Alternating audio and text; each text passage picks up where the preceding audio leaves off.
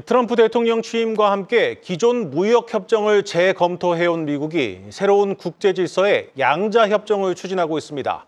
무역 수지를 기반으로 새로운 관세 협정을 맺겠다는 의지를 노골적으로 내비치고 있습니다. 이 한미 FTA도 예외가 될 수 없다는 관측이 나오고 있습니다. 세종 스튜디오 연결해 자세히 듣겠습니다. 전민정 기자. 이 마크 루비오 국무장관이 공개적으로 밝힌 내용인데 미국이 새로운 무역 협정 체결을 공식화했다, 이렇게 받아들이면 되겠습니까? 그렇습니다. 마코 루비오 미 국무장관은 현지 시간 16일 CBS 방송과 인터뷰에서 상호관세 부과 계획을 설명하며 전 세계 무역 상대국들과 새로운 기준선을 설정하고 협상을 다시 하겠다고 밝혔는데요.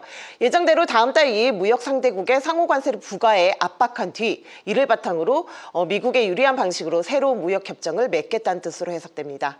루비오 장관은 이번에 협상 대상국으로 한국을 직접 언급하진 않았는데요. 하지만 지난해 기준 우리나라는 미국의 교역 국가 중 무역 적자액 8위를 기록했죠. 그동안 트럼프 행정부의 주요 공격 대상이 주요 대미 무역 흑자국이었다는 점에 비춰볼 때 한국도 예외 없이 상호관세 부과 후 새로운 무역 협정 체결 대상에 오를 것으로 예상됩니다. 상호관세는 각국이 미국 상품에 적용하는 관세율 만큼 미국도 상대국 상품에 관세를 부과하는 것을 의미하는데요. 우리나라는 현재 미국과 FTA 협정을 맺고 있어 국내에 수입되는 미국산 제품의 실효 관세율은 0%대입니다. 때문에 그간 우리 정부도 미국 측과의 협의에서 한미 FTA 체결로 사실상 상호관세를 매기지 않고 있다며 상호관세 면제를 요청해 왔는데요. 그러나 트럼프 신정부는 30개월 미만 소고기 수입 금지 등 민감한 농산물 수입 규제를 포함한 각종 비관세 장벽 요소를 들어 상호관세를 부과하겠다는 입장입니다. 이에 한미 FTA만으로 상호관세 부과를 막을 수 없게 됐다는 시나리오가 설득력을 얻고 있습니다. 자, 그렇다면 결국 이제 현재 한미 FTA를 대폭 수정하거나 아예 FTA를 대체할 이 새로운 협정을 맺을 가능성이 높아졌다, 이렇게 봐도 되겠습니까? 트럼프 대통령은 일기 행정부 때도 무역 적자 등을 이유로 한미 FTA 폐기를 위협해 개정을 성사시킨 적이 있는데요. 이에 따라 미국은 트럼프 일기 때 개정된 한미 FTA를 다시 고치거나 이를 대체할 새로운 협정 체결을 압박할 수 있다는 전망이 나옵니다.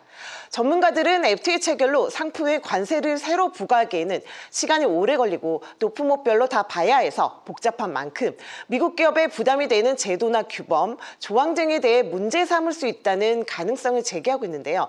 앞서 말씀드린 생후 30개월 이상인 소고기 수입 제한을 비롯해 한국의 약값 책정 정책, 구글과 애플 등 미국 온라인 플랫폼 기업의 독과점을 규제하는 플랫폼법, 외국 콘텐츠에 대한 스크린 쿼터 등 비관세 장벽을 거론하며 압박을 가할 수 있다는 얘기입니다. 또 트럼프 대통령이 부당한 관세로 주장해온 부가가치세와 같은 조세 제도 개정도 미국의 요구 대상에 포함될 수 있습니다.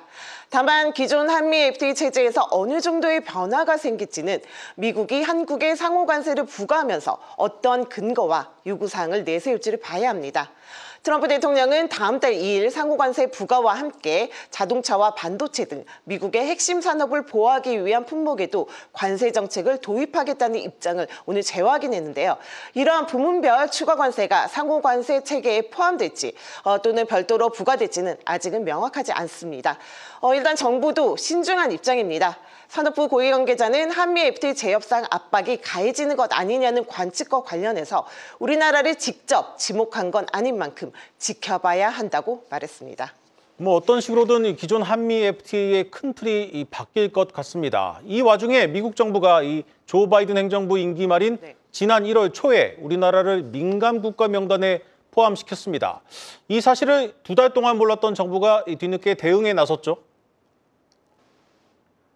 네, 우리나라가 민감 국가에 포함되면 미 에너지부 산하시설 방문이나 미국과의 원자력 AI 등 첨단 기술 협력이 제한될 수 있는데요.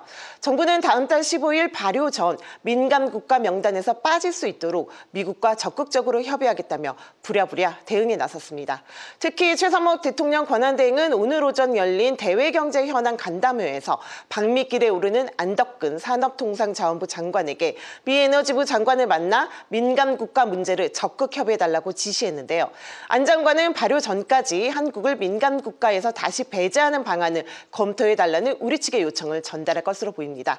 이와 함께 4배 관세율 등 미국 측의 오해를 바로잡고 추가 요구사항 등을 파악해 통상 압력 수위를 최소화하는 데도 주력할 것으로 예상됩니다. 지금까지 세종 스튜디오에서 전해드렸습니다.